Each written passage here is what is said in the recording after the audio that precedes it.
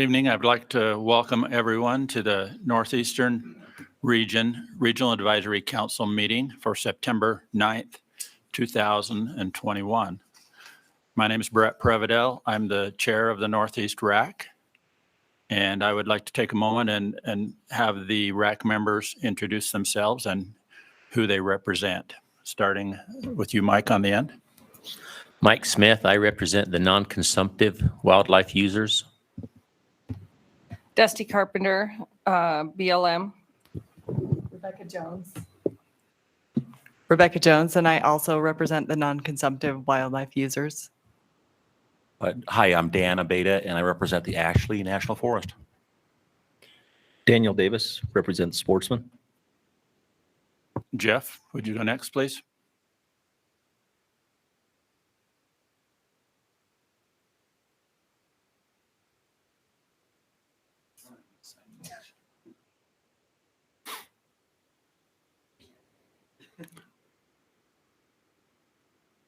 We're having some sound issues, Jeff. Joe, go ahead. Yes, Joe Arnold, I represent the public. Richie? Richie Anderson, Agriculture. Jeff, I've got it now. Okay, go ahead. Jeff Taniguchi representing the Sportsman. Thank you. I'd also like to welcome Randy Dirth from the Wildlife Board, who's present in our audience this evening, and all the DWR employees that are present and online, and we appreciate all the hard work you've done to make this meeting happen. With that, I will roll into the agenda. Has everyone seen the agenda? And if so, I would entertain a motion to accept the agenda. Motion to accept the agenda. By Jeff Taniguchi. And Dan Abeda seconds that. Seconded by Dan. All in favor? Aye. Okay. Jeff and Joe and Richie, I'm going to have to do a roll call on yours. Jeff? Aye. Joe? Aye. And Richie? Aye. Okay. Has everyone had a chance to review the meetings from the minutes from the last meeting? And if so, I'd entertain any suggested edits. Hearing none, I would entertain a motion to approve last meeting's minutes. I'll make the motion to approve the minutes from the last meeting. Thank you. Daniel Davis made the motion. Seconded. Jeff Taniguchi. Jeff, second. All in favor? Jeff? Aye. Joe? Yes. Richie? Aye. Okay, thank you.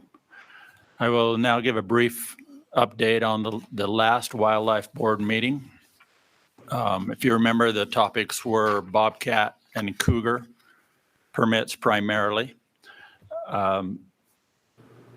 The bobcat recommendations, which left this RAC with unanimous consent to go with the division's recommendations. That was also what the Wildlife Board did, and they approved that as presented.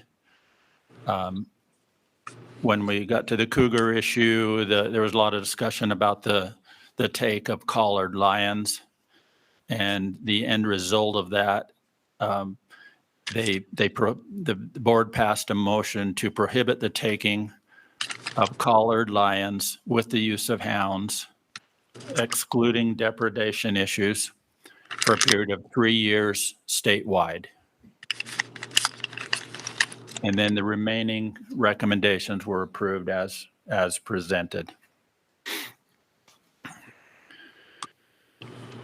There was an permit audit that was presented, and it was passed unanimously.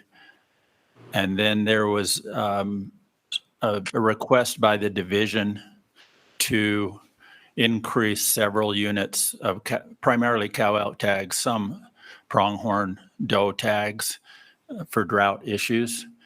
And so many of the units, the proposal was to just increase the number of tags. And those that were draw units would go to an alternate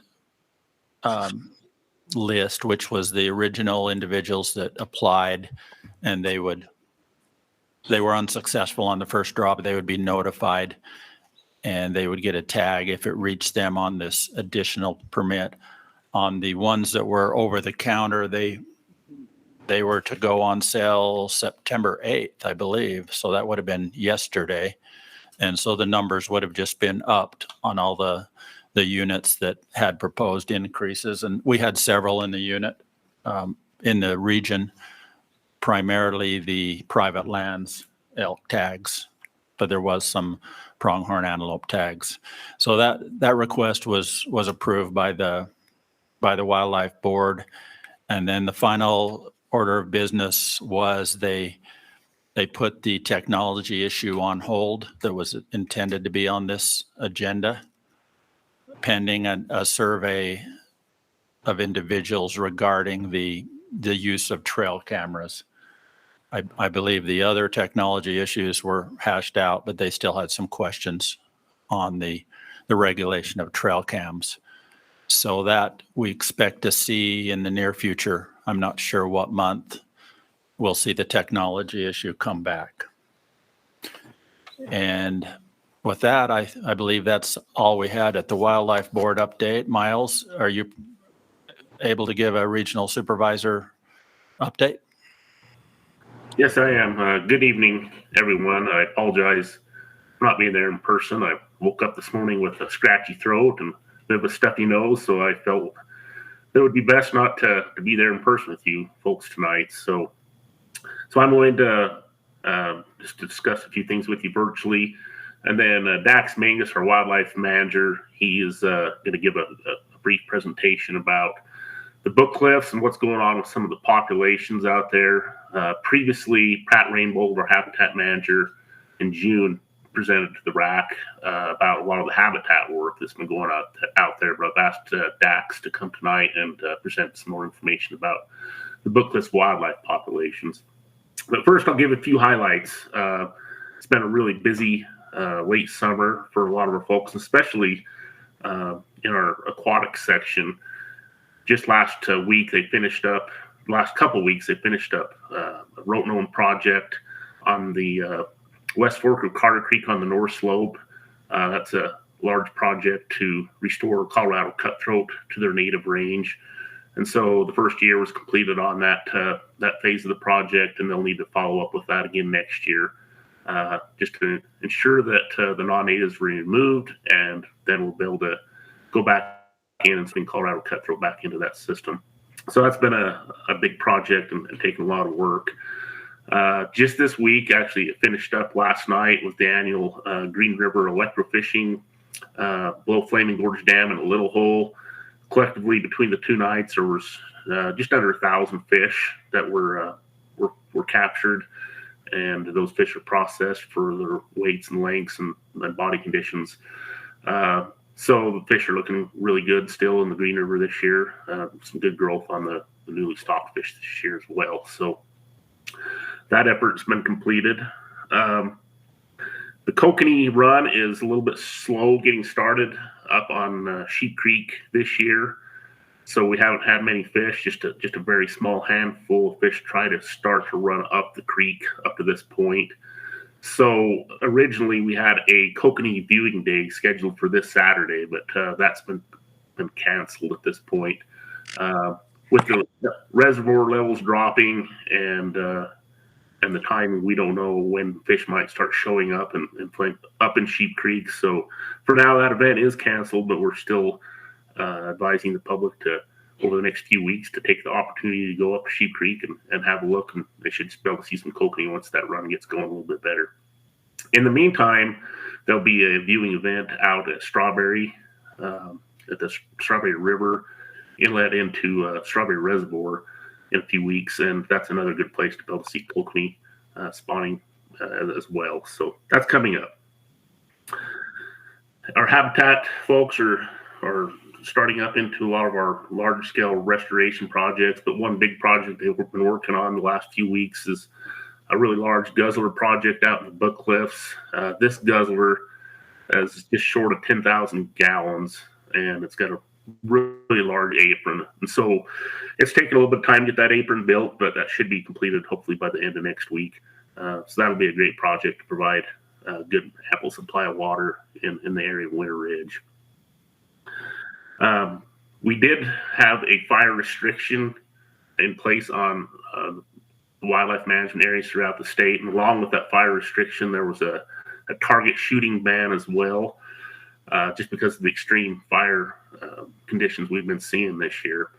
That's been rescinded now. It's now WMAs are open except for those counties that still have fire restrictions under forestry and fire state lands fire restrictions. So for the most part, many of our WMAs are now open for fires and recreational target shooting, but in our region, Daggett County still is under forestry and fire state land fire restrictions. So as those restrictions are lifted, there'll be more fire activities allowed on WMAs.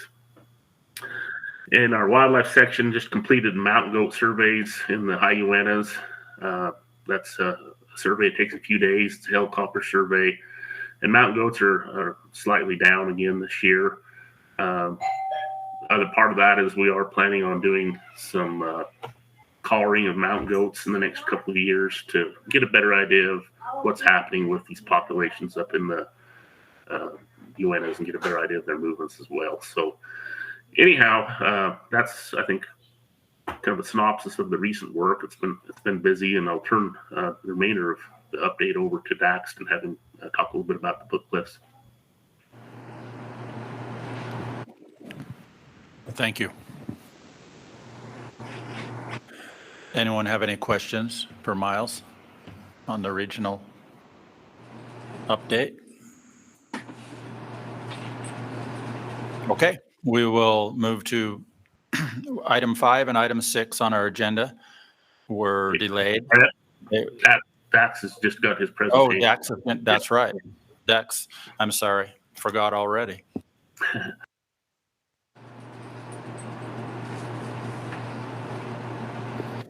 Okay. All right. Thank you. Yeah, I'm Dax Mangus. I'm the Regional Wildlife Program Manager. Pat Rainbolt, the Habitat Manager, gave an update on efforts in the Book Cliffs a few months ago. And Pat's update, I think, was really encouraging. A lot of really great habitat restoration work, water development, a lot of really good things happening. And tonight, I guess I'm giving maybe a less cheery update, talking about current population status in the Book Cliffs. And so we'll run through a few things here. I'm going to focus primarily on mule deer, elk, and bison. Those are the species where we've seen the most dramatic changes to populations recently, are the ones that have been of most concern, kind of the top of the list recently. Book Cliffs unit, as many folks know, it's facing some major challenges. We're seeing impacts across a variety of species, and it's been a high priority for the division, for the Wildlife Board, the RAC, for sportsmen, for a lot of users. There's been a lot of concern. We've had a lot of effort has been put into that Book Cliffs working group, and a lot of different partners have put a lot of effort into trying to to stop some of this downward trend that we're observing. I'll start with mule deer. Mule deer population trends in the Book Cliffs over the last several years. In this table, you can see our population objective for a long time was 15,000 deer. In 2020, first part of 2020, we actually lowered the objective from 15,000 to 9,000 deer. And that was based on looking at 20 plus years worth of data, long-term vegetation changes, and trying to set an objective that was optimistic and realistic. We haven't been at 9,000 deer in a really long time. If the stars align and a lot of things go right, I think that's a realistic goal, but it's still one we're going to have to work really hard to get towards. The second The second row there on this table shows the population estimate, and that's after postseason population estimate. So for 2020, that population estimate was 4,500 deer. That was after the 2020 hunting season was over. So for 2021, we don't have a final population estimate yet. We have kind of an estimate of what our estimate may be based on survival information that we are getting from some of the GPS collar studies in the Book Cliffs, and again predict a decline in the Book Cliffs population, looking to be somewhere around 3,300 deer. So we're way down from where we've been even just recently. Our fawn to doe ratio in the Book Cliffs has been up and down. We'd love to see higher numbers there, but for the Book Cliffs unit, if we have numbers in the 40s or 50s, that's pretty good. So for 2020, which were, the classification that was done at the end of last fall, the fawn to doe ratio looks relatively good for the Book Cliffs. If we were talking about the Wasatch, 50 fawns per 100 does is not very good. On the Book Cliffs, 50 fawns per 100 does is about as good as we've seen in recent times. But you'll see there, 2018, 2019, we were in the 20s and 30s, which is not really great. Adult doe survival in that 80% range is pretty standard for Book Cliffs. You see we had a couple bad years in 2018, 2019. Fawn survival, though, is looking really poor for this year. At this point, we're at 19% fawn survival, and a lot of this is drought related to a large extent. We've got a lot of animals that aren't in great condition, great shape. So for this year, that's why we have we anticipate that our population estimate will decrease again just because of really low fawn survival. This shows hunting permits and what we've done with buck hunting in the Book Cliffs. And I guess I want to make sure that I emphasize the way we hunt bucks at the Book Cliffs is done within biological sideboards to where the way we hunt bucks isn't affecting population growth. The data on pregnancy rates, timing of parturition, so the timing when the fawns are born in the spring, all this shows, we have plenty of bucks to ensure that we have, a successful rut. Buck to doe ratios aren't what is driving the system. Buck harvest isn't what's driving the system. But when we do have a population, that over a 6-7 year period declines from 7,000 bucks or 7,000 deer to, 3,300 deer, in order to stay at that buck to doe ratio objective, which is a postseason classification of 25 to 35 bucks per 100 does, we know that we're going to have to reduce buck tags to stay within that objective. So I just want folks to know that the way we hunt bucks isn't what's driving the deer population here, but we're having to adjust the way we hunt bucks because of declines to the deer population. And as you see for 2021, we decreased buck permits. We're down to 264. Just a few years ago, we were at, 450-ish. So pretty significant, a couple hundred permit reduction. But when you look at a population going from 7,000 deer to 3,300 deer, the reduction's pretty proportional. Based on survival rates, we would anticipate that our buck to doe ratio coming in, this fall is probably going to be in that 25 bucks per 100 doe range. So just barely within the objective. The population's in major decline. As I stated earlier, this is something that's on the radar and has been on the radar for several years. And that's why we've, put together this working group at the direction of the Wildlife Board and had a lot of cooperation from partners. That's part of why we've got this, extensive GPS collar study looking at adults and neonates. So including, the newborn fawns from survival from 0 to 6 months. Basically, we've thrown just about everything at the deer population in the Book Cliffs that we can. And at this point, we've just got to be prepared and continue to do everything we can and then keep our fingers crossed that Mother Nature will cooperate and kind of meet us halfway and that maybe we can have a few years with a little bit better conditions. For elk, the story with elk is perhaps not as probably not as extreme as with deer. An elk are a species that tend to live a little bit longer. have a little bit higher survival rates, but also have a little bit lower reproductive rates compared to mule deer. Not quite as much of the boom and bust cycle, but more of kind of just a chug along type species. So I never thought I'd say that in a professional meeting. Sorry. But our population objective for elk in the Book Cliffs is 7,500. Our population estimate at this point around 5,500. So we're below that objective. One of the things that we started as a result of this Book Cliffs working group was looking at, we observed really low pregnancy rates in our elk when we were capturing elk to insert the vaginal implant transmitters to track calf birthing and survival of newborn calves. We noticed in 2018 that 53% of the cows that we captured were pregnant. And that pregnancy rate is one of, I think, perhaps the lowest ever documented in elk, and was something of a surprise. That was a very dry year. It was a drought year. Then in 2019, we had more normal precip conditions. Pregnancy rates on elk were 87%, which is within that normal range, usually 80 to 90+% for healthy elk on good habitat. But then again, so the fall of 2020, last fall, after another drought year, we caught elk again and observed pregnancy rate 52%. So we're seeing this bounce up and down in pregnancy rates. And that's not being driven by availability of bulls, because the availability of bulls has not really changed much. This pregnancy rate is being driven by body condition. And another thing we noticed was that we had really old elk. Most of the cows we caught seemed significantly older than the cows we were catching on other units in the state. We have a lot of collar studies going all across the state. So we sent out tooth packets to all the folks that drew cow elk permits last year and asked them to send us in incisors, so we could take them and do a cementum annuli, get them aged, and look and see what's going on with our age structure in elk in the Book Cliffs. And the results weren't super surprising, but we found that, for cows harvested on the Bitter Creek South portion of the Book Cliffs, average age was 7.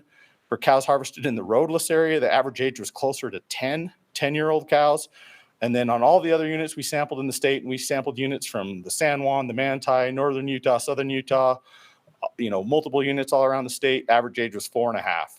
So the average age of cows in the Book Cliffs was pretty much double what it was anywhere else in the rest of the state. And that's been part of why we've been harvesting more cow elk, to see if perhaps we can remove some of those older, less productive animals, and maybe get a little jump start on that population if we can ever get weather conditions to turn around as well. So for bull permits, in the Book Cliffs, I've got this split out by the Bitter Creek South portion of the Book Cliffs, which would include, the northern end, the Bitter Creek, and then the southern end, the stuff, south of the divide down towards I-70, and then the Little Creek or roadless portion of the Book Cliffs. The age objective for harvested bulls on the Bitter Creek South is 6.5 to 7. And that age has been trending down a little bit over the last few years. We've also reduced permits pretty substantially. You can see back in 2017-18, 160 permits. This year, so for 2021, 100 permits. So, permits have been, over the last 5 years or so, we've reduced permits by, about a third. The roadless area is one where the age objective is higher in the roadless, 7.5 to 8. And we, despite pretty aggressive tag cuts, the age wasn't changing at all. So for this year, for 2021, we actually cut a lot of bull permits for the Little Creek down to just 6 permits. And we're hoping that maybe we can turn the corner and start getting that age to go back up in the Little Creek. We are seeing some of the collar data indicates that there perhaps isn't as much separation between elk in the Little Creek unit and elk in the other parts of the Book Cliffs. There's a lot of movement back and forth in between, and also onto tribal lands. And it may take really extreme measures to manage that unit for a different age class because of the amount of interchange between the units.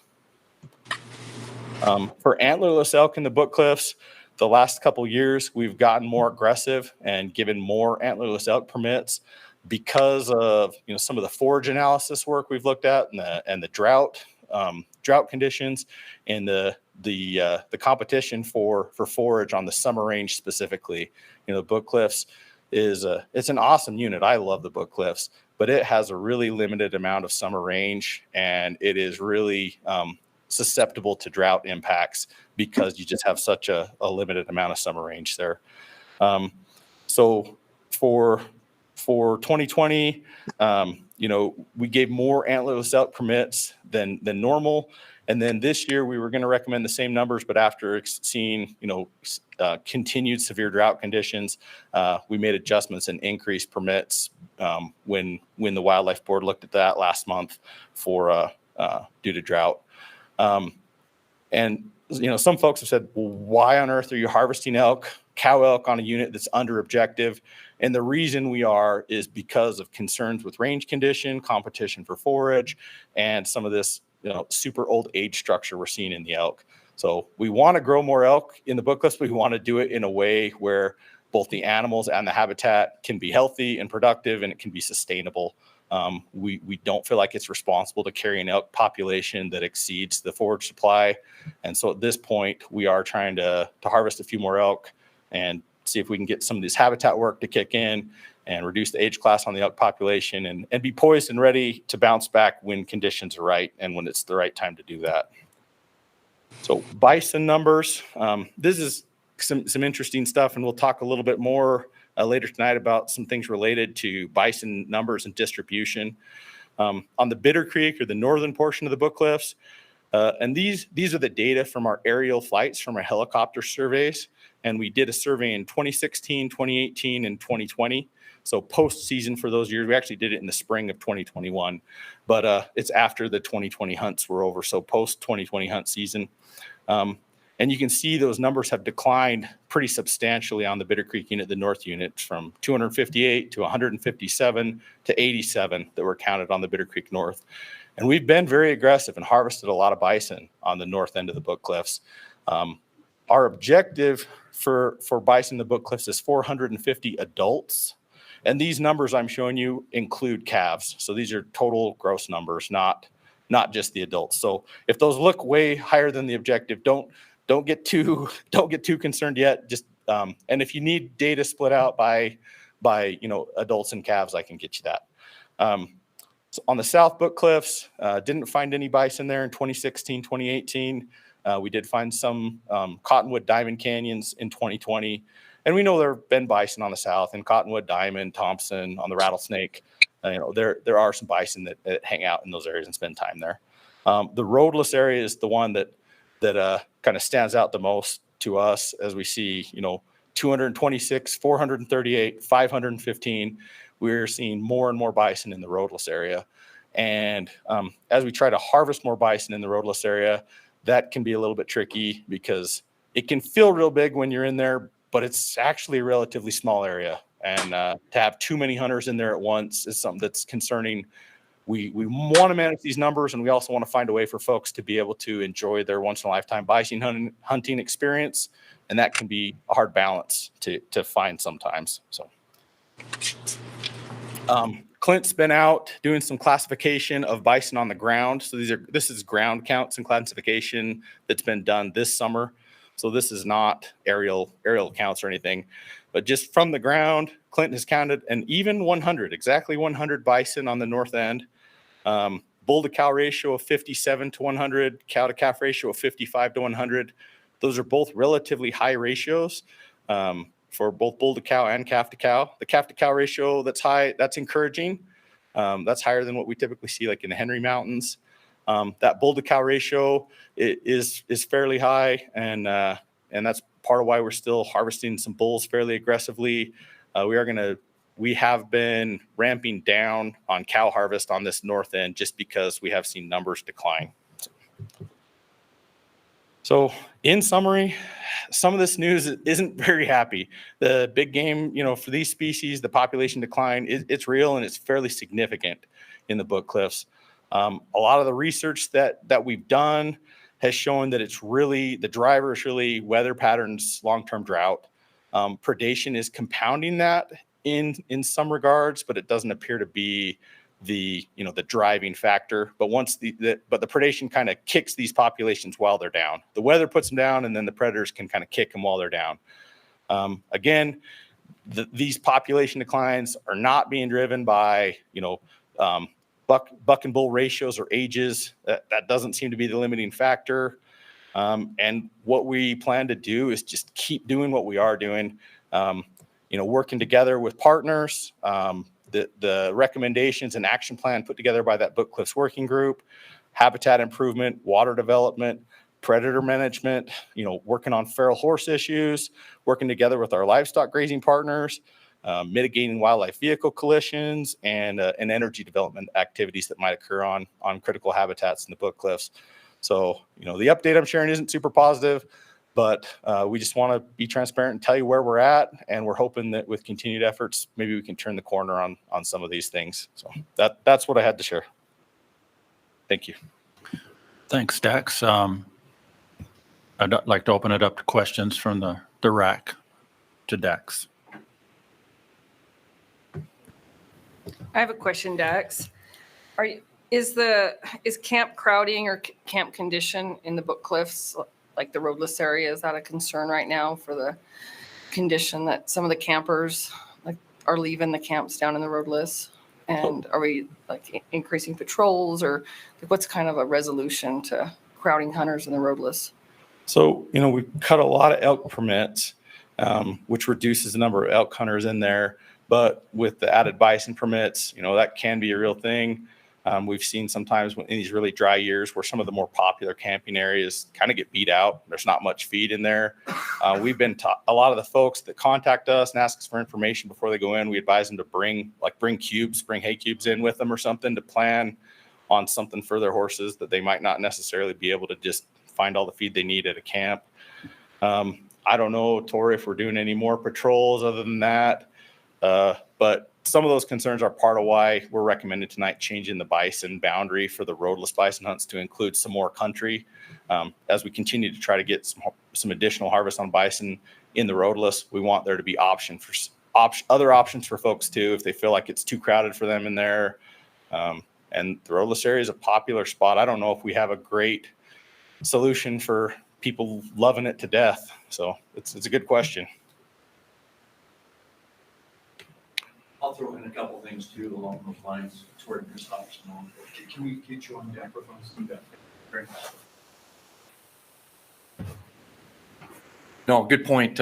One thing that we've done is teamed up with Backcountry Horsemen Association.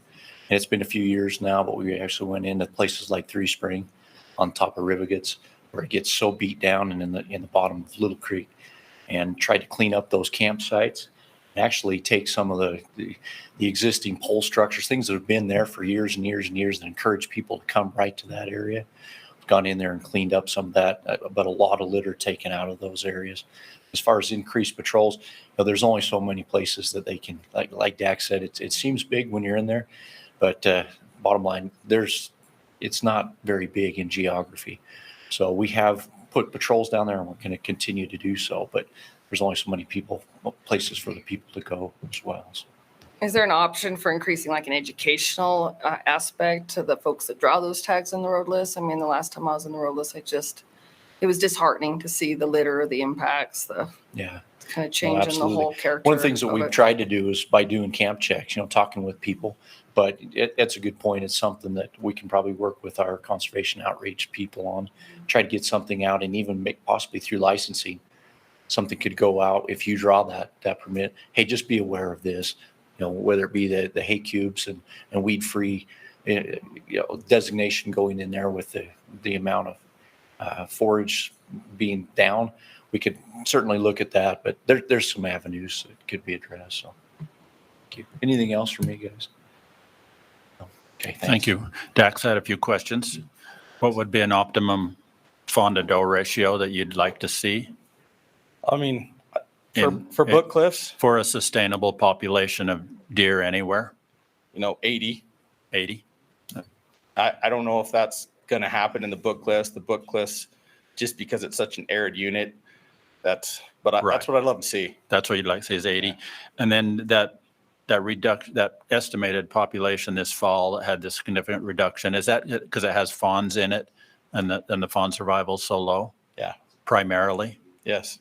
Adult doe survival looks okay. And we have a handful of collared bucks, and survival on the collared bucks looks all right as well. But just that super low fawn survival is what's going to drive that. And then I had one final question. You mentioned interspecies competition, and I know there's been a lot of effort on the stray horses. Yes. which we have, thanks to a lot of partners, we've been able to have an impact. The grazing permits for the cattle are pretty much set, the AUMs. And so the only other control we have on reducing the demand on the forage is elk and bison. And so has there been any discussion about maybe, reducing the elk herd significantly to hopefully rebound the deer herd? So, diet overlap on summer range is not typically as high as diet overlap might be, during a really bad winter. But there's definitely potential for interspecies competition there. Some of the study work that BYU did looked at that a little bit, and that's one that is kind of controversial. It depends on the unit, and there are some things that are really hard to quantify and measure. There's definitely times where elk can displace deer from an area, even if they're not necessarily eating the same things. Just elk are big and loud and smelly, and and if the elk decide they're camping in an aspen patch, sometimes the deer decide they're not going to camp in that aspen patch. But at the same time, sometimes you go out and you see deer and elk right on top of each other, and everybody's eating and looks fine and happy. So some of those things are pretty hard to document. A permanent significant reduction in elk population in the Book Cliffs hasn't been something that we've really pursued, but we have been, very open to the idea of more aggressive harvest in a short-term manner until we can get on top of things, and some of these habitat projects can start taking effect and start providing benefit. And, again, fingers crossed that maybe it can rain a little bit once in a while and we won't be extreme drought every other year. But those are some hard questions and some things that the Book Cliffs working group probably could start some discussions about that. But that's a hard one for a lot of folks. There's a lot of folks that really like elk and want to see, that the elk population do better in the Book Cliffs. And those are good questions and hard questions. So, Thank you. Are there any other questions for Dax? So thanks. I thank you for giving me the time to give you an update. I know maybe that took a little longer than the typical. You're welcome, and that was very, very informative and well done. Thank you. Thanks. Okay, we'll move. Item 5 and item 6 have been delayed on our agenda till a future meeting. So that puts us to item number 7, once in a lifetime species recommendations. And Riley Peck is here to give us just a brief summary and also kind of let us know what's happened in the other RACs. Yeah, thank you. Along with the other RACs, if you're all right, Mr. Chair, we have a couple house cleaning items. You bet. The division has committed to the RACs and to the board to try and balance and keep our RAC and board schedule as balanced as possible. And if a lot of you have been on the RACs, you know that sometimes that is very difficult. Today we have a very light agenda, and in November and in the winter when we do permit recommendations, it can get very heavy and long RACs. And in an effort to shorten and balance them, this once in a lifetime hunt recommendation has been pulled from the November schedule and moved to now.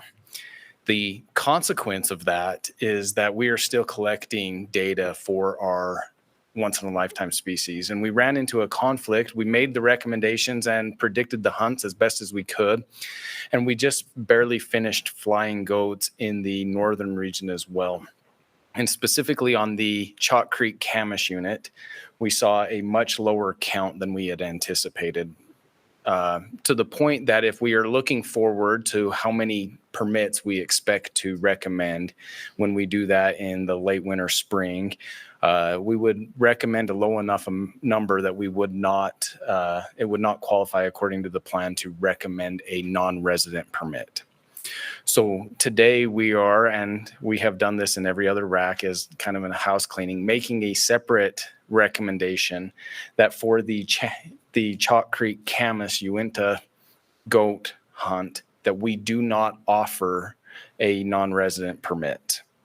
If the RAC so agrees with that, we would appreciate a separate motion from the balance of the permit recommendations, or not permit recommendations, but the hunt recommendations.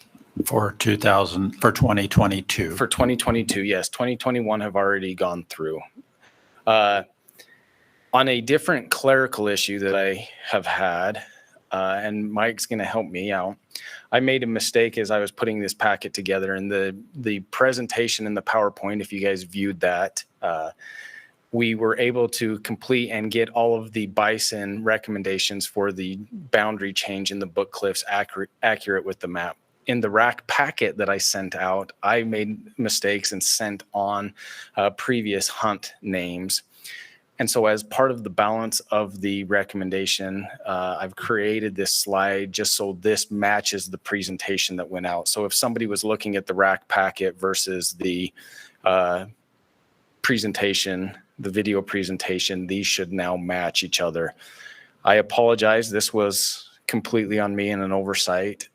We were lucky and caught it early enough, not so early to fix it before the packet went out, but early enough before we went to the racks. And so this should match, and this is what you would be voting for on the balance. So if you have any questions on that, I'd be happy to answer those. As far as the RAC updates, Mr. Chair, most of the RAC conversation has is around the units that they are specific to. We have not had a motion outside of one in the central region. There is one date overlap that is unique. Outside of that, it has been pretty standard. All of the RACs have voted unanimously to accept the recommendation of removing the non-resident hunt, and unanimously with the balance of the rest of the recommendations. Could you take a moment and just highlight what changes you're making this year? I know you standardized some hunting. Absolutely. Seasons. So one of them is in the Zion unit. Because of overcrowding in the past, or perceived overcrowding, we have split the entire bighorn hunt on the Zion unit into two, essentially taking all of the hunt dates and making two separate hunts.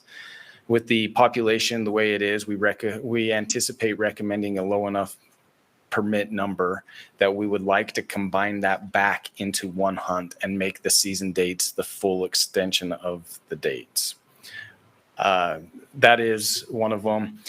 Another one on the archery only for the San Rafael, there was some desire to move the dates a little bit sooner, not so much in the rut or to overlap with the any weapon hunt, but out of late December into January and more into early December to late December, and just keep it all 1 month.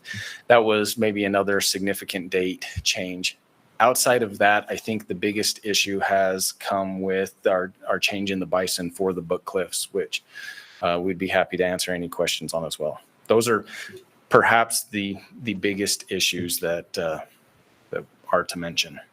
Very little change with other mountain goats or moose. There's one I know we're going to have some discussion on, so I wanted to get your input on it. There was some standardization of Rocky Mountain Bighorn opening days statewide. Yeah, and this is one that was brought to my attention not too long ago, and I do see the value of leaving those dates the same. Essentially what we're doing, I believe it's the Three Creeks area, if I'm accurate. The Three Corners area as a standardization of the date was moved back to October. Traditionally, that has started in September. And once in a lifetime species are unique. We try to manage those for 100% success. So we like to give as many dates, as liberal a season as absolutely possible. Typically, we do not have issue with these dates in any other region, nor do we have any overlap. But with the weather events that can take place on the Uintas and the higher elevation that may take place for this, traditionally, they've started in September.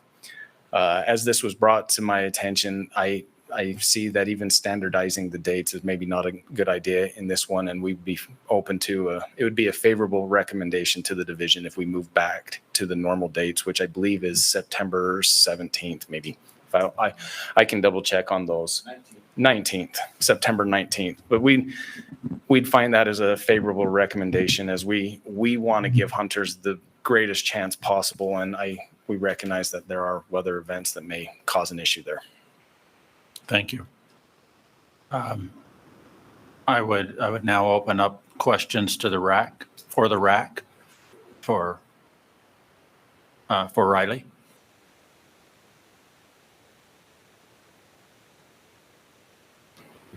Daniel, you have a question? I've got a couple questions, if I may. Yeah. Daniel Davis. So we've been contacted for some conflicting dates, overlaps from other hunts and species strategies. Has there been any feedback for the Rocky Mountain bighorns on overlap, or are those units, I mean, are they primarily hunting separate areas of the unit when it comes to, say, general season deer and the Rocky Mountain bighorns? I mean, generally speaking, no. We don't get too many people that call and complain about that. When I say generally speaking, there may be somebody that calls, but it is rare, and I have not fielded very many of those. That is largely because if there is an overlap, it's not with another once-in-a-lifetime species. It would be deer or elk, which is more of a general season type of a hunt. And the once-in-a-lifetime species permit numbers are so few that to add a few once-in-a-lifetime species hunters on top of an already existing general season deer, the general season deer hunters would not notice one or two extra permits on top of that. The one area where we have received some information, and it was discussed at the board last year, is in southern Utah and Beaver Dam. Not specifically Rocky Mountain bighorn sheep, but the deserts down there. We did receive some feedback because the hunt starts on a Saturday and the general season deer hunt ends on that Sunday. So there are 2 days that overlap.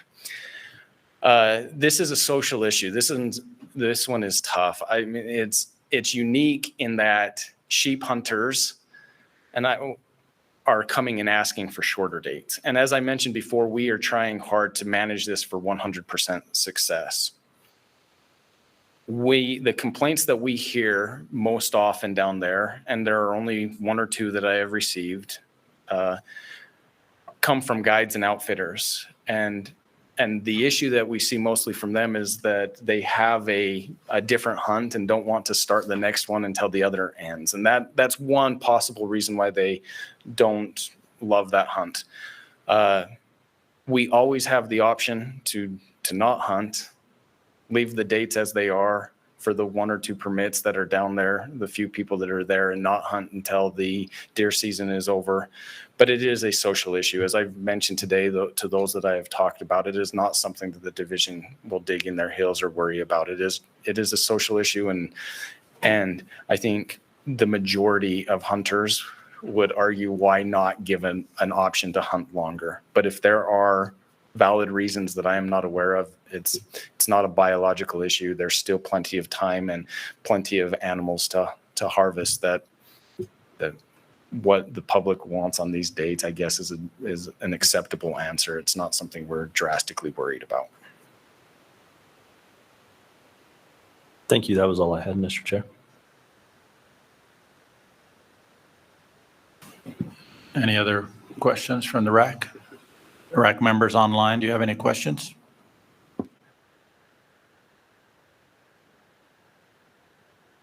Dan, do you want to lead a discussion about the units on the North Slope, the Rocky Mountain? Sure, you bet. So we've kind of already talked a little bit about the one unit, North Slope, Three Corners. And so, yeah, I guess I was going to go ahead and make a motion when the time is right to, I guess, deviate from what's being proposed, October 29th to Sure. November 29th to the original, or the historic dates of September 19th.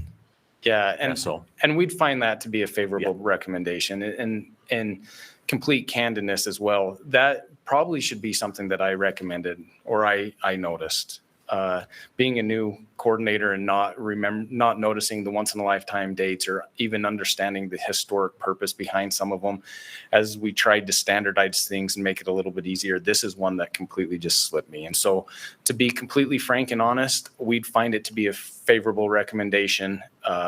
It would be something that if you recommended and the RAC found favorable, we would probably adjust our recommendation when we took it to the board and adopted it as our own. So is there only one unit, I guess? What about Daggett West and then the unit that's in the higher country in the other region, in the northern region? It's the same as they've been. The date, we've left those the same as they have been historically. They were left the same? Yes, this is the only one hunt that was adapted to try and standardize things that we would like to go back to historic dates. There was only one.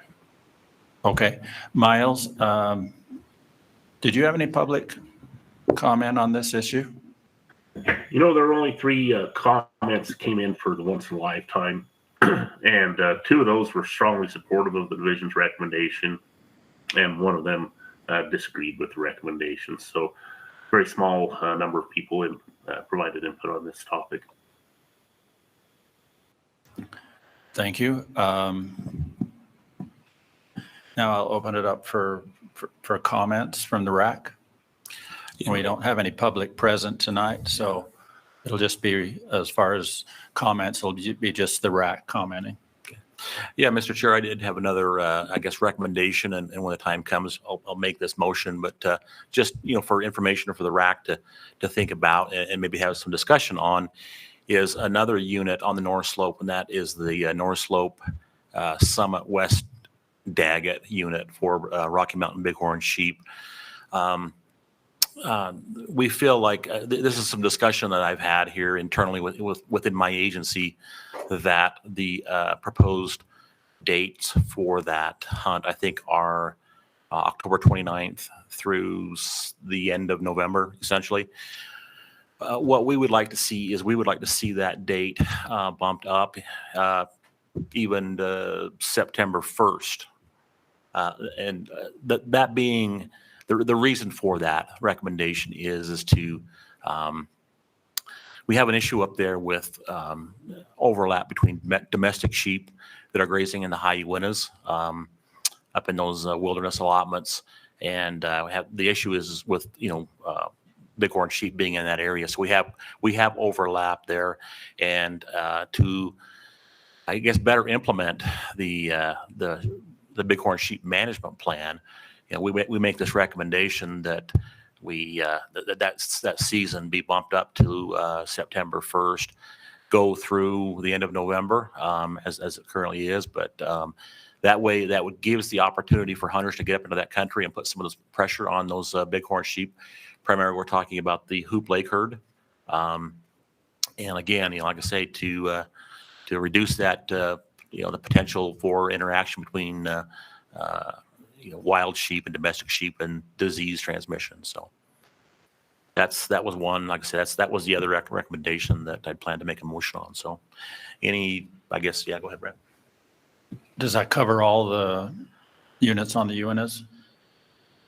Yeah, that's it. There's just the two sheep units, the Three Corners and the Daggett West is combined with the other one? I believe okay. So. Thank you. Yep. Any other comments on this topic? I would, Mr. Chair. Go ahead. Daniel Davis. I'd like to talk a little bit about that desert unit, and as Riley pointed out, it is social. I do sympathize with the once in a lifetime hunters, and we strive for 100% success.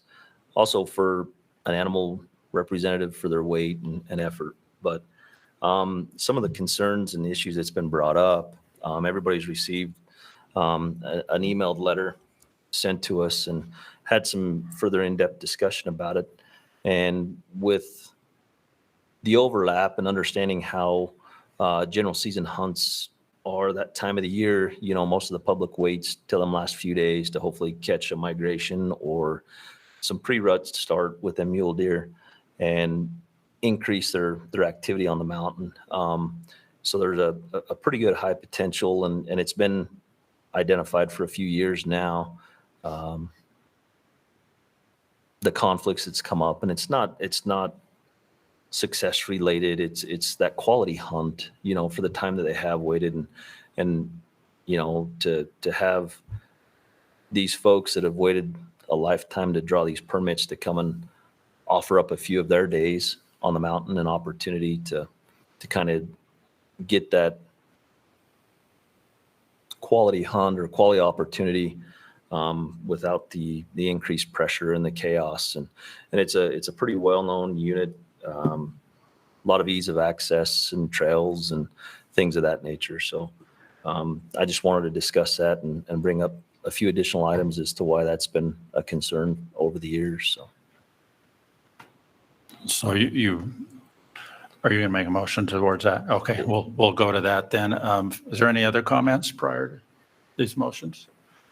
Okay, we will break out whatever motions are desired, and then we'll address the rest of the packet in a motion following that. Daniel, would you like to start? Yes. I'd like to make a motion that on the Pine Valley Virgin River and Pine Valley Beaver Dam units for the Desert Bighorn season dates to be October 31st to December 25th, 2022. Could you repeat them dates, please? October 31st to December 25th. And currently it's the 29th. Is that a two-day? It's a two-day adjustment on the front end? Yes. Okay. So we have a motion to adjust the Pine Valley Bighorn hunt by delaying the opener for 2 days. Do we have a second? This is Richie. I'll second that.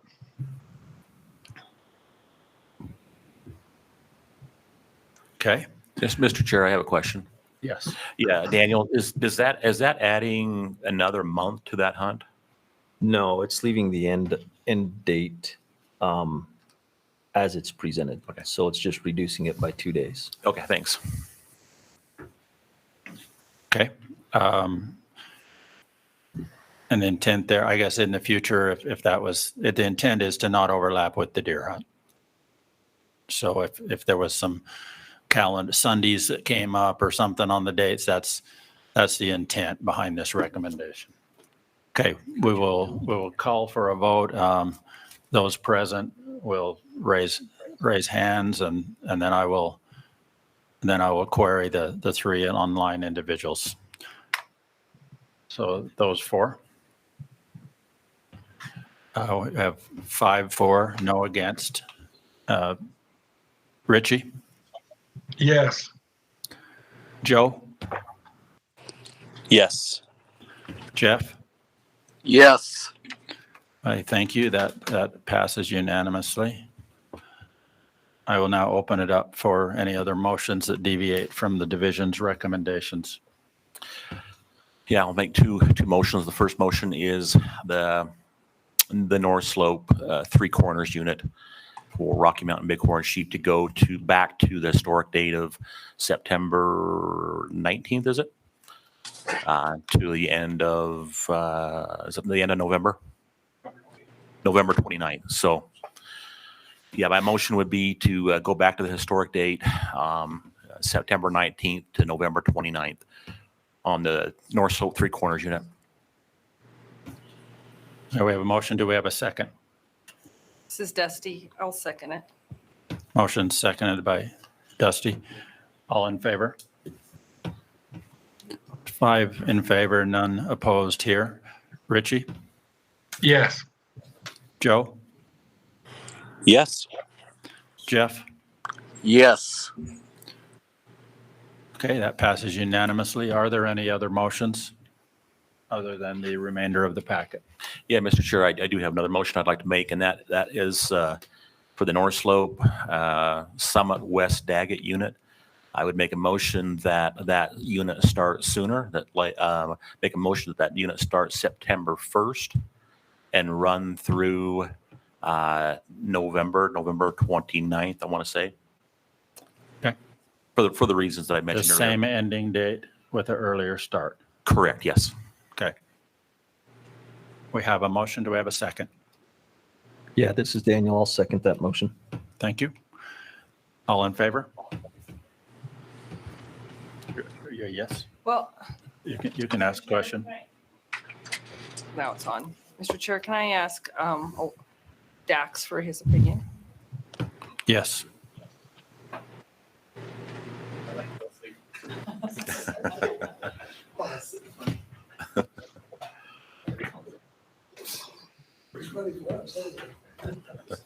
Yeah, sorry, my leg fell asleep sitting there. I had a little text exchange with Amy Vanderwort, who's the biologist on the North Slope. Amy says, based on her observations and movements of the sheep, most of the sheep are coming down during the rut to the areas where folks are hunting, typically in November. So I don't know if it necessarily will accomplish anything really different. There's been some discussion from public and folks talking about season date length on some of these hunts. And as Riley mentioned, we try to set the season dates up so that folks that draw these really hard to draw permits have a really good opportunity for success. So I don't know that it's necessarily going to make a giant change, but I also don't know that it's necessarily going to be a negative thing either. So I don't know that the division has a strong opinion on that, unless Riley does from the perspective of kind of the bigger picture discussion of season date length and timing for once in a lifetime hunts. So, yeah. Mr. Chair, if I Yes. could, just to kind of, I guess, respond to Dusty's question for Dax and his opinion. Again, this is something that where we're having overlap in season use up there in the high country, and while Dax says that most of the sheep are coming down earlier, there is good hard evidence, satellite data that shows there are some bighorn sheep that are staying up high, and that's the issue that we're concerned about, or that's why I'm making this motion, is that it only takes one or two, for that disease transmission to take place. And so that's, again, kind of just to reiterate, that's why I'm, making this motion. So just, yeah. Thank you. So we have a motion to change the season date on the North Slope Daggett hunt, the starting date, move it forward to minimize interaction with domestic sheep on the allotment, put some pressure on the sheep. Do we have a second? We did. Oh, we did. I'm sorry, Daniel, if you already did that. So we have a motion and a second. I'll now call for a vote. All in favor? We have 5 in favor, none opposed here. Richie? Yes. Joe? Yes. Jeff? Yes. Okay, we have, that motion passes unanimously. Are there any other motions? I hear none, so I would entertain a motion to do the remainder of the packet. Mr. Chair, if I may. Yes. If it be the prerogative of the RAC, we did bring up the Northern Region non-resident permit. And it would be up to you if you wanted to make that motion or not. I only bring it up just in case it was forgotten about, but it is your prerogative. It is your prerogative whether or not you want to make a motion or even vote for or against it. I just didn't know if it was remembered. That was to eliminate the non-resident goat tag. Yes. On the Camas. On the Chalk Creek Camas. Chalk Creek Camas units. Okay. Do I hear a motion? Yeah, Mr. Chair, I'll make the motion. This is Joe Arnold. I will second that. Okay. Was your motion going to be to eliminate the tag? To eliminate the tag in Okay. support of the division's recommendation. We have a motion from Daniel and a second from Joe. All in favor? It's 5-0 here. Joe? Yes. Richie? Yes. Jeff? Yes. Wow, we're getting along tonight. Everybody's agreeing on everything. Okay, now, if there are no other motions, thank you, Riley, for bringing that to our attention. Are there any other motions other than the remainder of the packet? Okay, I would entertain a motion for the remainder of the packet. Yeah, I'll go ahead and make a motion that we accept the remainder of the packet. Do we have a second? I'll second. This is Rebecca Jones. I'll second that motion. Thank you. All in favor? 5-0 here.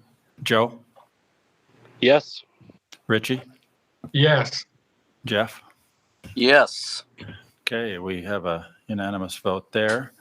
And that concludes our item 7, once in a lifetime species recommendations. Thank you for coming clear to Vernal and talking to us, Riley. We'll move to item number 8, which is the 2022 fishing recommendations. And Chris Penny from the Northern region, he's the aquatics manager in the Northern region, is going to give us a quick overview, and then we'll be able to ask him questions. Hello, Chris. Hello, thanks for having me. So we've got 2 regulation recommendations that we're putting forth this year. Normally, we make our recommendations on even years, such as 2022.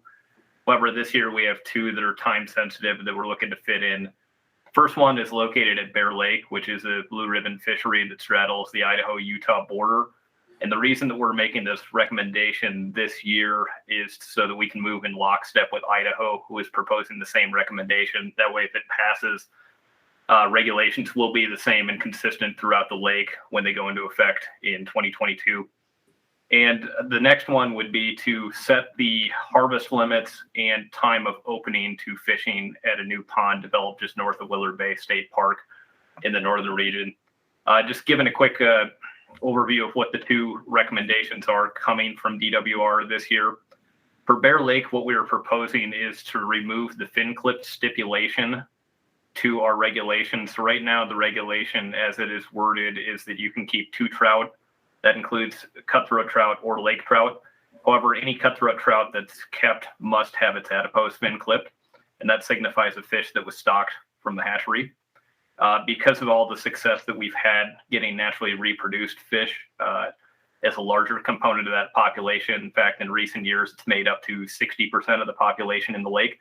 Because of that success, we're suggesting removing that stipulation. For Willard Bay State Park Pond, it's called the Pond at Willard Bay.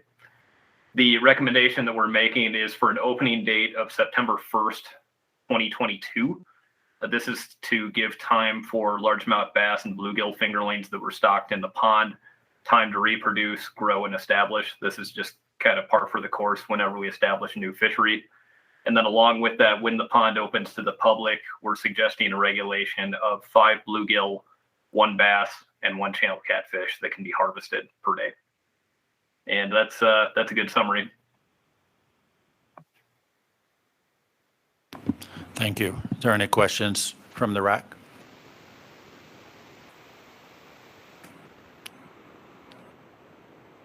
Jeff, we've got a fishing topic. Come on, Jeff. Right. I was going to ask a question about so this was all done at Bear Lake with krill samples and data. Yeah, that's a good question, Jeff. So we've had 3 krill surveys that are usually about 5 years apart that have showed that the number of fish caught by anglers has actually been going up at Bear Lake, and our cutthroat trout population has been increasing. In fact, we've been hovering near record levels for about 3 years now. And in spite of that, the number of cutthroat trout harvested is actually going down. So we've actually heard from quite a few anglers. They're catching a lot of cutthroat, but they haven't had a chance to harvest those fish, or as many as they'd like to. They just keep catching these naturally recruited or naturally reproduced fish. In addition to that, Idaho actually conducted funded a study that was done out of the University of Idaho, where what they looked at was whether or not the population could handle the additional harvest that would be incurred if we removed this fin clip regulation. And the answer that came back was yes, it can.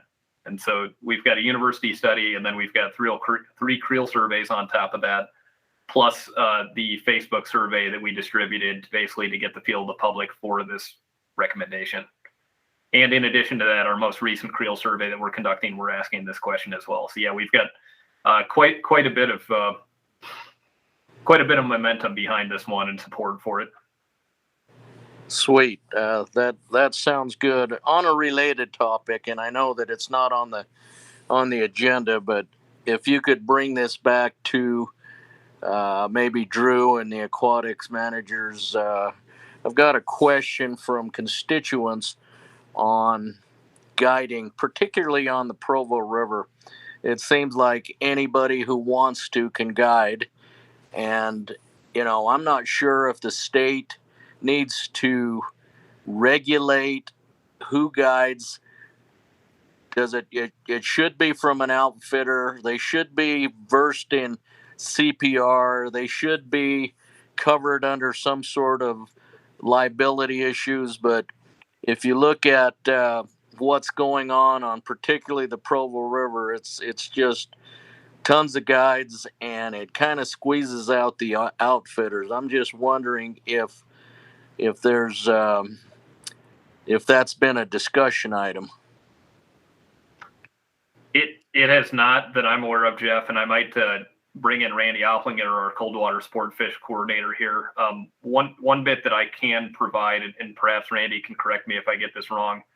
As far as I'm aware, there are no requirements for being a guide, especially on the on wading rivers right now. There is one stipulation, though, I believe, when you're on a reservoir or lake, particularly one that is operated as a state park, you do need to have a captain's license. Yeah. In order to do that. That's the. I think you're correct there. Yeah. So it has not been a discussion to this point. However, it's a good suggestion, probably one that ought to be brought forward. Randy, do you have anything to bring in? Yeah, I don't really have much to add. I think what Chris said is correct. This is really sort of, well, it's almost a land management issue in some ways, since it's kind of regulating angler access to some point and who guides versus kind of a biological issue that's usually in the wheelhouse of the Division of Wildlife. But we do hear this question from time to time, and I think we are looking into it a little bit.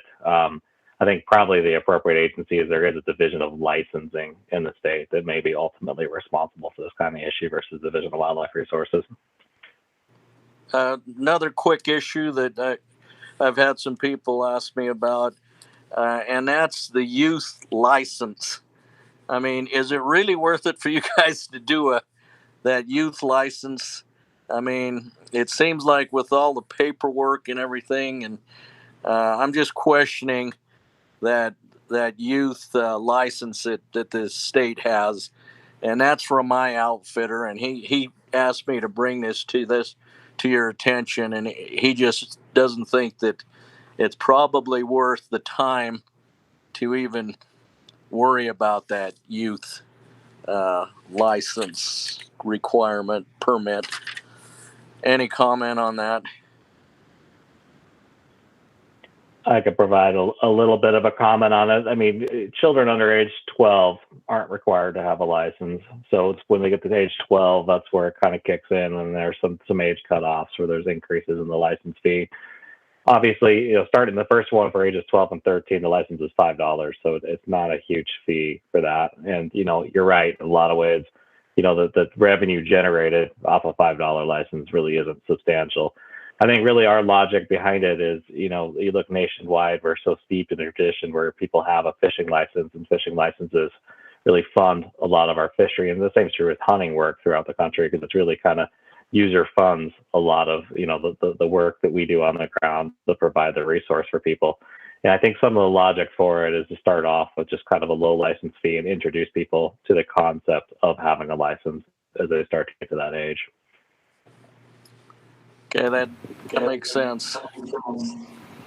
It also lets them keep the limit of fish that they don't have to include into the adult's creel, correct? That's correct. Okay. Just a question.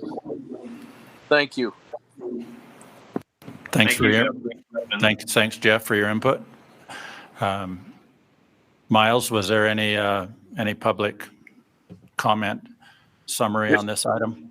Just one person from the public commented, and they strongly agreed with the division's recommendation. Okay. That's why when you're a biologist, you need to be a fish biologist. Everybody's happy. Randall, you didn't do well. Yeah. Okay. If there's no other discussion, I would entertain a motion. Could I Wait. talk to one other issue? And that's that I hear that the division is entertaining the idea of round-tailed chubs as a sport fish. Is that a possibility? Randy, do you want to Yeah. address that issue? Yes, that is a possibility. And I think in your rack packet, there was a presentation by Craig Walker, who's the warm water sport fish coordinator, who kind of goes into kind of our logic behind it and what we're thinking. We're not making a specific proposal right now, but you're right. We are kind of entertaining the idea. We think that there's some opportunities there for roundtail as a sport fish. It provides an additional opportunity for anglers, particularly kind of in your part of the state where there's maybe fewer opportunities in other parts of the state because they're a little bit more arid. You have some of the large rivers like the Green River flowing through the Colorado River. So it provides kind of a different opportunity, and they are a species that really is a fun fish to catch. They fight hard, and I take a lot of different baits and lures. So we think there's an opportunity there and for us to provide something. But again, we're providing it as informational right now. So Craig's presentation goes into some of the background and our logic behind it, and we're not making a specific recommendation at this time. I personally think it's a great idea. It will help kind of promote that native species kind of thing and provide opportunity, like you said, in these desert rivers. I am 100% in favor. So for what it's worth, when it comes up, I'm on board. Thank you. Any other discussion? Okay, I would entertain a motion. Yeah, Mr. Chair, I'll go ahead and make a motion that we accept the fishing recommendations as presented. And I will second that. We have a motion by Dan Abeda and a second by Jeff Taniguchi. All in favor? 5-0 here. Jeff? Yes. Joe? Yes. Richie? Yes. All right, that makes us unanimous all night. So that was good. We have we have some business to, is there any other comments or any other business related to the agenda? Okay, we have some leadership discussion we need to have for our RAC, and it needs to be during the live meeting. So I will not adjourn the meeting, but we will turn it over to Miles to handle that. Mr. Chair, I have a question. I thought we were going to have a presentation on the roundtail proposal or concept. I know we discussed it a little bit, Jeff's comments, but is there anything more formal? That was regional, and I don't know exactly why, but it was not proposed to be out here. Yeah, the presentation is on the website. I think we view that. Saw that. I just ran into Trina, the aquatics manager of the Northeast region, and she mentioned it to me, and that's how I kind of got wind of it. But I thought she was going to present here too. I don't know that I saw that. It does. Yeah, that's why I asked the question, because it does show Northeast region as a informational item. There were two PowerPoint Yeah, maybe Trina, if you want to just speak to this a little bit. I mean, I don't put you on the spot, but.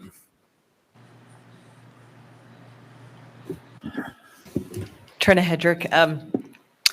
So I couldn't find it either. You have to go into, on the website, you were supposed to go into, and apologize if this wasn't clear, but you're supposed to go under provide feedback, and then the list of regions pops up and you click Northeastern region, and then there would be an additional presentation there for roundtails. So perhaps, I don't know how easy it would be to show it now since no one watched it. It's a very wonderful presentation. And I don't think it's that long, but it's there on the website if there's time for that. Or Let's give fisheries a spotlight. Do it, Trina. well, I'm not going to present because Craig already did it. You just need to pull it up.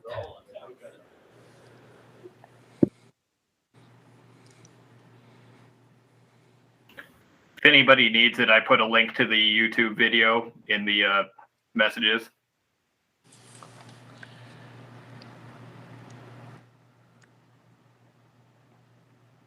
Do we need a motion on this? No, we're good. This is informational. Okay, perfect. Chairman, this is Paul from Salt Lake. If you could give me a minute or two, I would be glad to rig up a computer and play that presentation into our virtual hybrid gathering and onto YouTube. Sounds good. We'll take a 5-minute break and be back in 5 minutes. How's that sound? Thank you, Chairman.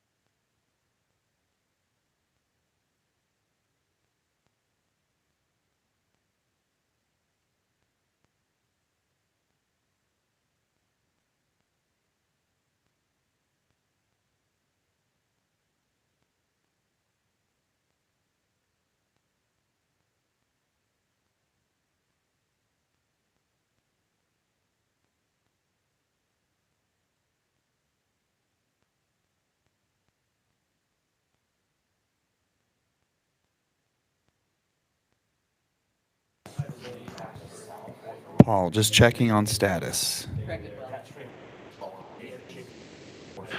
Just connecting to the video. 2 minutes out, I believe. Copy that. Thank you.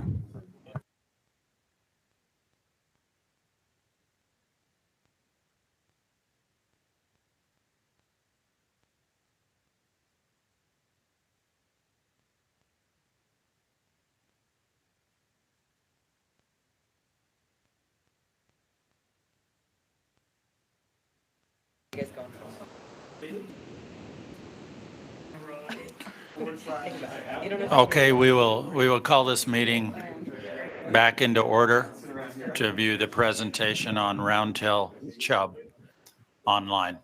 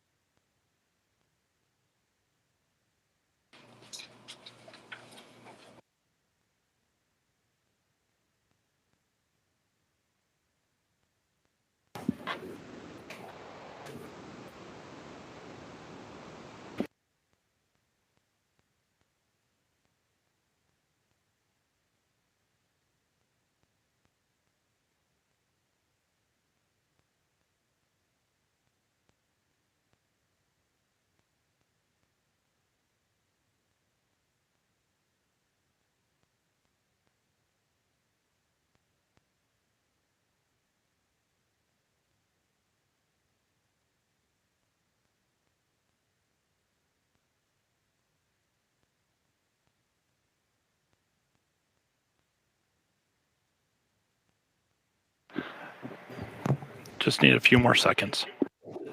Paul, will you show the video on the EDNR? Correct. I will be flipping a switch and losing the microphone ability, but I will be back with the voice announcement and turn it straight over to the video. Copy that.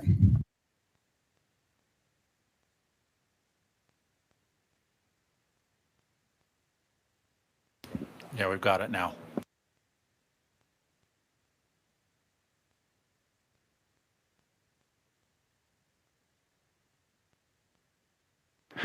And just to confirm, this is roundtail, a new sport fish opportunity. Correct.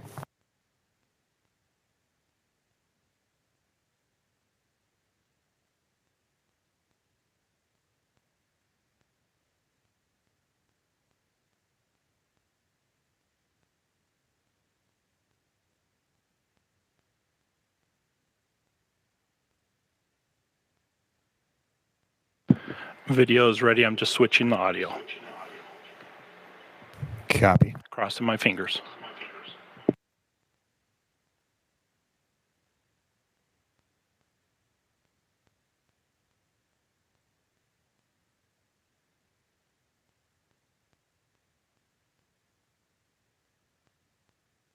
Good afternoon. My name is Craig Walker. I'm the Assistant Chief over Sport Fish with the Division of Wildlife Resources Aquatic Section. Today, I'd like to talk to you about our pending effort to establish a new sport fishing opportunity for roundtail chub in Utah in 2023. Roundtail chub are fish-eating species of minnow that can reach 18 inches in length and weigh up to 3 pounds. The roundtail chub is currently considered a species of greatest conservation need according to the Utah Wildlife Action Plan. This classification and its prospective classification as a sport fish makes the success of roundtail conservation and management efforts comparable to those undertaken for populations of Colorado River and Bonneville cutthroat trout in Utah. Such efforts allow important native species in Utah to thrive, avoiding federal listing under the Endangered Species Act and remaining under the control of the Division of Wildlife Resources. Roundtail chub are found throughout the Colorado River drainage. In Utah, roundtail can be found in the Green and Colorado rivers and their major tributaries. In these systems, roundtail prefer to live near the heads of pools. The areas that they occupy make them an ideal target for fly anglers. The complexity of the pool habitats where they reside and the ability of roundtail to access adjacent swift water can make them an excellent and exciting species once hooked. In Arizona, classification of roundtail as a sport fish has been well received by anglers. It is anticipated that the Utah Division of Wildlife Resources will be able to replicate this success because of the roundtail's excellent sport fishing qualities. Like trout, roundtail can be easily hooked using flies and lures, and they have the potential to be a favorite catch among younger anglers. It should also be noted that for those looking to harvest roundtail chub, the flesh of this fish has been described as firm, white, and mild tasting, with easily removed Y bones. Additionally, classifying roundtail chub as a sport fish will increase the focus of anglers on fishing opportunities in currently underutilized streams and rivers. Anglers seeking out roundtail in these areas will catch fish in some of the most majestic settings Utah has to offer, helping them gain a greater appreciation for the species and habitats it occupies. As has been mentioned, classifying roundtail chub as a sport species will also enhance existing management and conservation efforts, serving to maintain Utah's management authority for this species. In the lead up to the 2023 regulation cycle, the Division of Wildlife Resources will propose the creation of sport fishing opportunities for roundtail chub populations in 7 major drainages throughout Utah. Our biologists have been assessing roundtail populations throughout Utah since 2002 and feel that the abundances and levels of recruitment observed in these populations are sufficient to afford anglers with this unique fishing opportunity.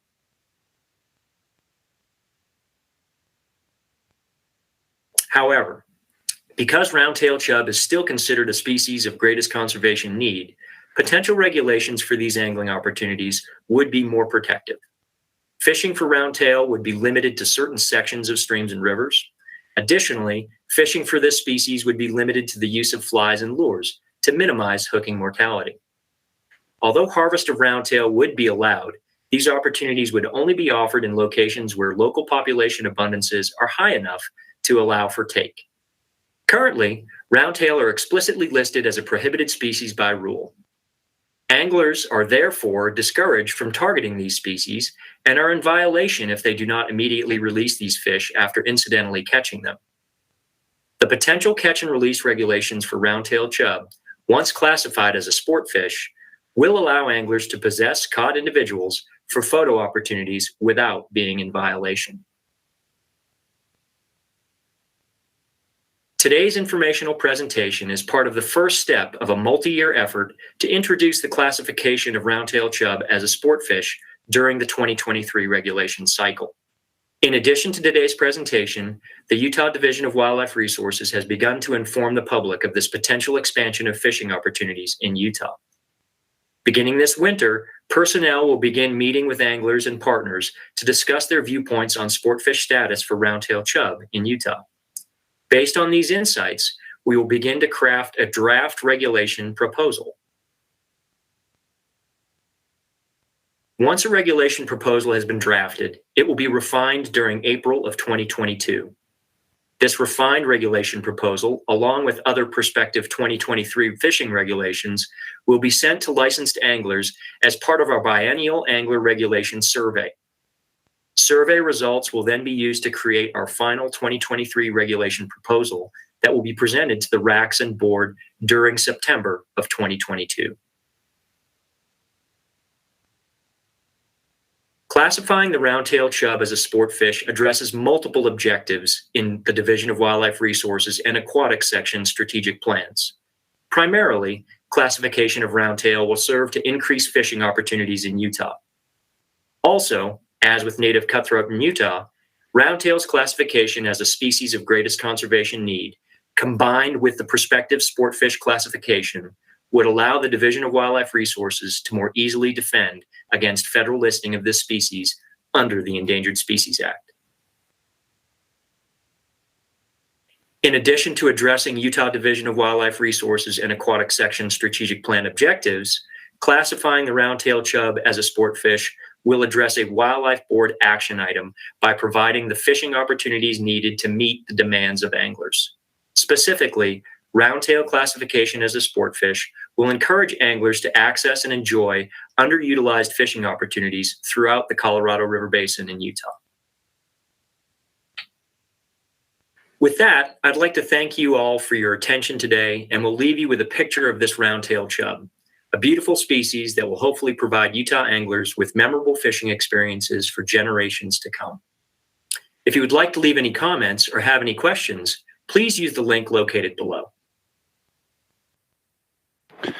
That concludes the video presentation. If you're trying to lose belly fat, stop doing cardio. This sounds kind of back. So I would like to tell the aquatics manager that this is really thinking outside the box. I applaud that we're taking fishing in different directions, and I just think that it's a wonderful plan and a wonderful addition to sport fishing. Thank you. And thanks for gearing that presentation up on no notice, staff. Good job. Okay. Are there any other topics related to the agenda? Okay, I'm going to turn the time over to Miles for some discussion on RAC leadership. All right, thank you, Mr. Chair. So in the code for the RAC, it basically says that a chair and vice chair will serve a 2-year term. At the end of the 2-year term, they can be re-upped for a second 2-year term, or a new chair or vice chair could be elected at that time. So both Brett Prevedel as our chair and Dana Beta as our vice chair have just completed their second term, or their first term, sorry, and they technically would be eligible for a second term if the RAC chose to do so. So as I reached out to the RAC through emails, asked for any potential nominations of other folks, and for the chair, it ended up being Brett Prevedel being nominated, as well as Daniel Davis. Now, with that being said, I've just asked the RAC tonight if there's any other nominations for the chair. If not, then what I would suggest is we would do a vote. I think Trina Hedrick has provided a piece of paper to all the RAC members. If you would indicate your vote for either Brett or Daniel for the chair position. Those of you online, the 3 RAC members online, if you would like to text Trina Hedrick your vote, her number is 790-2283. And we can take care of that. I asked her if she's okay with her number before, so hopefully hope that works out. But she's volunteered to go ahead and tally the votes, so we can take care of this business first, and then we'll move on to the vice chair. Could you give that number one more time, Miles? 435-790-2283.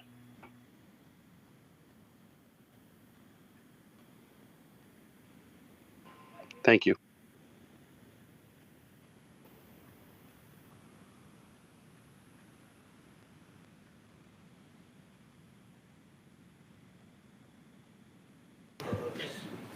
Miles, while Trina is doing that, could you move on to vice chair? Was there more than? So for the vice chair, for what I received was Dana Beta. I didn't receive any other nominations unless the RAC tonight has an additional nomination.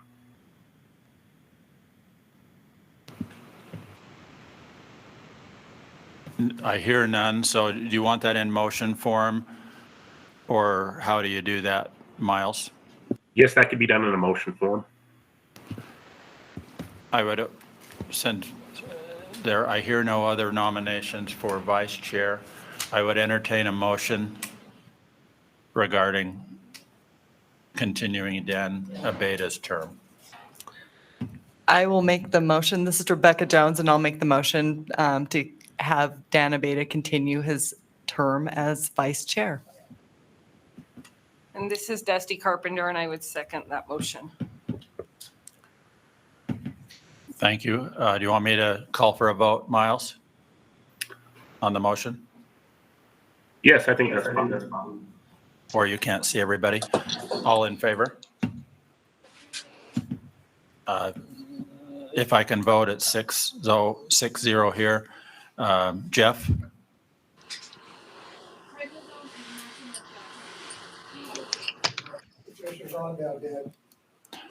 Joe? Richie? Yes. Yes for Richie. And Jeff? Jeff's gone, so we have it 8-0 on that.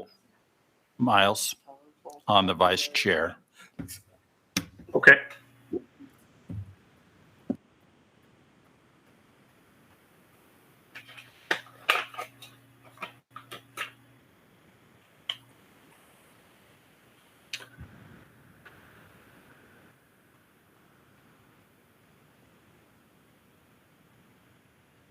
Joe, are you still online? Yes, I am. Trina did not receive your text. Did you send her Yeah. one? Yes, I am getting ready to right now. Okay, thank you.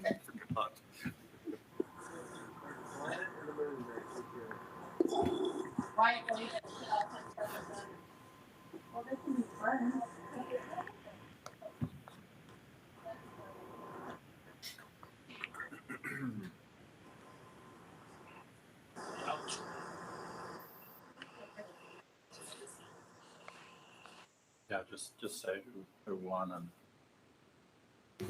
we'll be happy either way. Okay, I've heard from everyone in attendance tonight, and the vote goes to Brett Prevedel.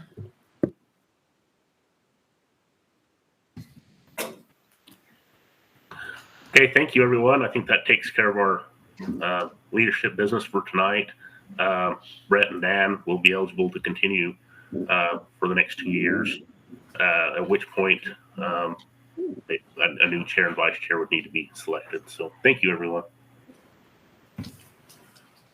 Thank you, everyone, also, and I would entertain a motion to adjourn this meeting.